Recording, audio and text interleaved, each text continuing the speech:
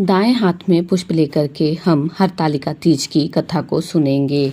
पौराणिक कथा के अनुसार पिता के यज्ञ में अपने पति शिव का अपमान देवी सती सहन नहीं कर पाई थी और उन्होंने खुद को यज्ञ की अग्नि में भस्म कर लिया। वहीं अगले जन्म में उन्होंने राजा हिमाचल के यहाँ जन्म लिया और इस जन्म में भी उन्होंने भगवान शंकर को ही पति के रूप में प्राप्त करने के लिए घोर तपस्या की।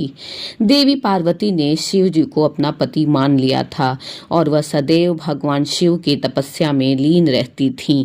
उनकी हालत देखकर राजा हिमाचल को चिंता सताने लगी और उन्होंने नारद जी से इस बारे में बात की। इसके बाद देवी पार्वती का विवाह भगवान विष्णु से कराने का निश्चय किया गया, लेकिन देवी पार्वती विष्णु जी से विवाह नहीं करना चाहती थीं क्योंकि उनके हृदय में तो भगवान शंकर थे।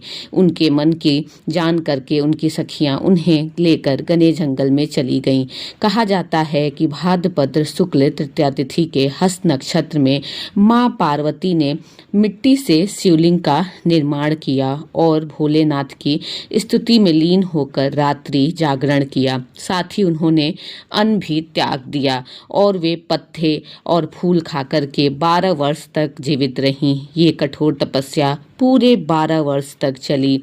पार्वती जी ने कठोर तपस्या की। बहुत ही अत्यंत कठोर तपस्या करने से जो भगवान शंकर थे वे प्रसन्न हो जाते हैं और वे महादेव उन्हें दर्शन देते हैं और उनकी इच्छा को पूर्ण करते हैं और उन्हें अपनी पत्नी के रूप में स्वीकार कर लेते हैं।